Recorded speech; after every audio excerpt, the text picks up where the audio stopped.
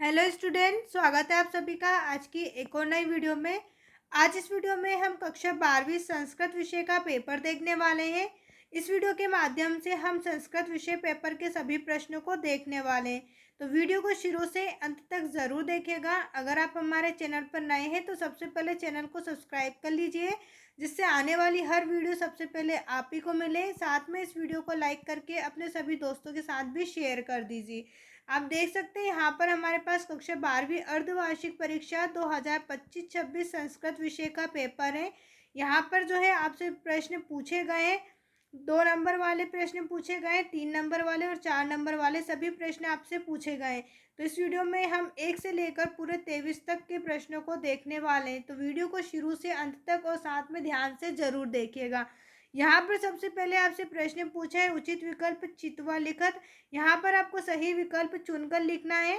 पहला है तत्पुरुष समास उदाहरणम अस्ति। यहाँ आपको तत्पुरुष समास का उदाहरण बताना है। तो तत्पुरुष समास का उदाहरण है राजपुरुषः।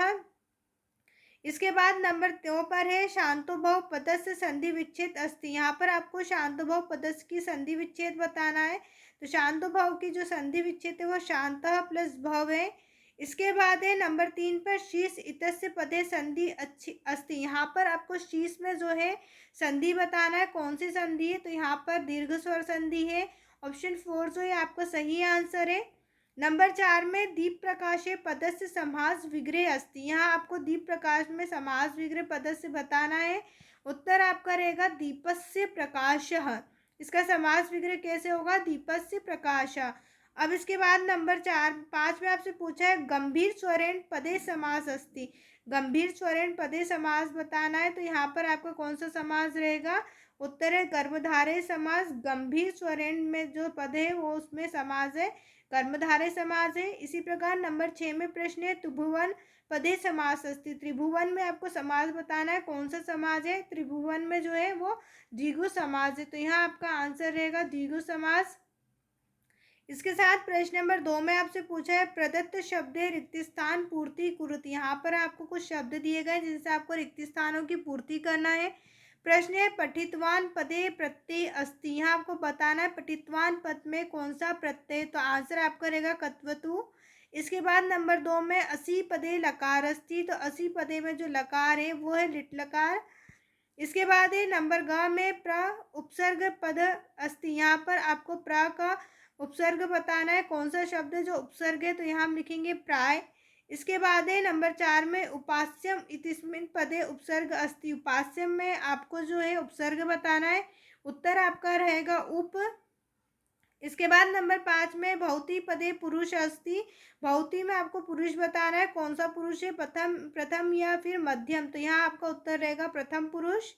नंबर 6 में भानु इतिस्य पर्याय पद। भानु का आपको पर्याय पद बताना है। उत्तर है सूर्य। भानु का पर्याय पद क्या होगा?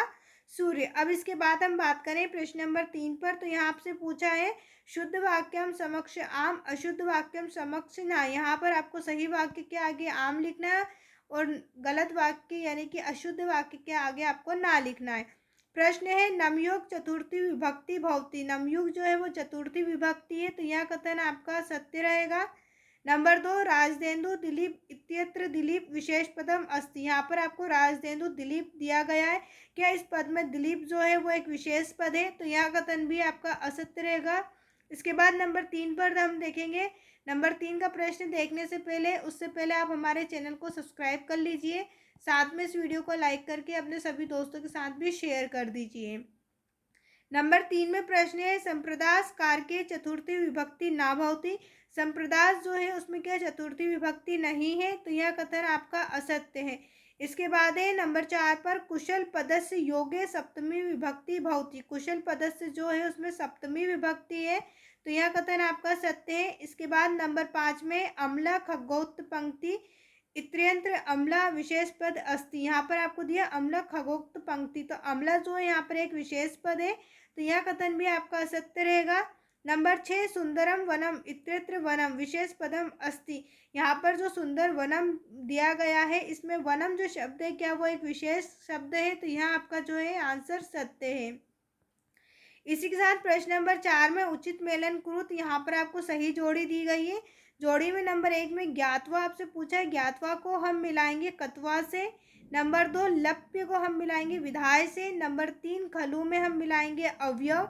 नंबर 4 परितत्व को हम मिलाएंगे तव्यत से। और नंबर 5 में यथाराज का आपका होगा तथा प्रजा, और यथा राजा का यथा तथा प्रजा, और अत्र का हम मिलाएंगे तत्र। अब इसके बाद हम बात करें अपने अगले प्रश्न की ओर। तो प्रश्न नंबर 5 में आपसे एक पदेन या एक वाक्य में उत्तर पूछा गया है। प्रश्न है भविष्य काले लकार भवति। यहाँ पर आपको भविष्य काल में लकार बताना है, कौन सा लकार है। उत्तर आपका यहाँ पर रहेगा लिंग लकार, लिट लकार। भविष्य काल में जो है वो लिट लकार है।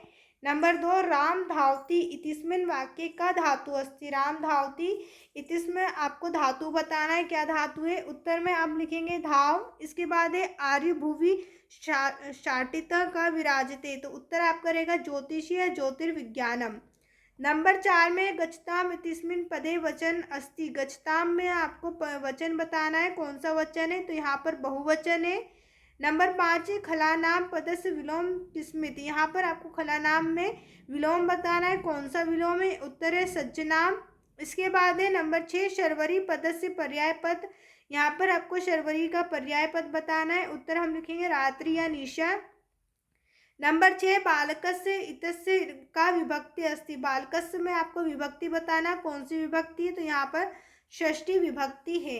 अब इसी के बाद यहाँ से आपसे प्रश्न नंबर 6 में प्रश्न पूछे गए जो आपके किताबी प्रश्न है। आप चाहें तो इन सभी का स्क्रीनशॉट ले सकते हैं। अब इसके बाद प्रश्न नंबर 11 पे बात करें तो यहाँ पर आपको कम और का प्रयोग करके वाक्य बनाने। कोई से भी 2 वाक्य बनाने। आपको 3 दिए गए लेकिन आपको सिर्फ 2 ही बनाने। प्रश्न नंबर 12 में आपको रेखांकित शब्द का प्रश्न निर्माण करना है। तो यहाँ भी आपको 3 शब्द दिए गए, 3 वाक्य दिए गए हैं। 3 में से सिर्फ 2 ही आपको करना है। प्रश्न नंबर 13 में आपको सुभाषिताएं लिखना है जो इस प्रश्न पत्र में ना पूछी हो। प्रश्न नंबर 14 में आपसे प्रश्न पूछे गए हैं और 15 में भी। इसी के साथ 16 में आपसे रिक्त स्थान पूछे, कोई से भी 3 रिक्त स्थान यहाँ आपको करने हैं। प्रश्न नंबर 17 में गद्यांश आपको दिया हुआ है, इस गद्यांश को पढ़ना है। उसके बाद जो नीचे प्रश्न दिए इन सभी प्रश्नों के उत्तर आपको इस गद्यांश में से देना है। इसी प्रकार आपको अथवा में भी दिया हुआ है। प्रश्न नंबर 18 में आपको पद्यांश दिया हुआ है, पद्यांश को पढ़ना है। उसके बाद नीचे जो प्रश्न है उनके सभी के आंसर आपको पद्यांश में से देना है। सेम अथवा में भी आपको सेम क्वेश्चन दिया हुआ है। इसी प्रकार आपको यहाँ पर एक नाटक दिया हुआ है, इस नाटक में आपको प्रश्न दिए हुए हैं। यहाँ पर इन सभी प्रश्नों के उत्तर आपको इस नाटक में से पढ़कर देना है। अथवा में भी आपसे सेम क्वेश्चन पूछा गया है। इसी के साथ प्रश्न नंबर 20 में आपसे संस्कृत भाषा में एक प्रार्थना पत्र पूछा गया है अपने प्राचार्य के लिए। प्रश्न नंबर 21 में आपको अपठित गद्यांश पूछे हैं। इसी प्रकार प्रश्न नंबर 22 में आपको रिक्त स्थान पूछे हैं। इन रिक्त स्थान के लिए आपको कुछ शब्द दिए गए हैं, शब्दों से आपको रिक्त स्थान में को फिल करना है, रिक्त स्थान को भरना है। इसी के साथ यहाँ पर आप प्रश्न नंबर 23 देख सकते हैं। उम्मीद है आपको हमारी ये वीडियो पसंद आई होगी। अगर अभी तक आपने हमारे चैनल को सब्सक्राइब नहीं किया है तो सबसे पहले चैनल को सब्सक्राइब कर लीजिए और वीडियो को लाइक करके अपने सभी दोस्तों के साथ शेयर कर दीजिए। वीडियो देखने के लिए आप सभी का धन्यवाद।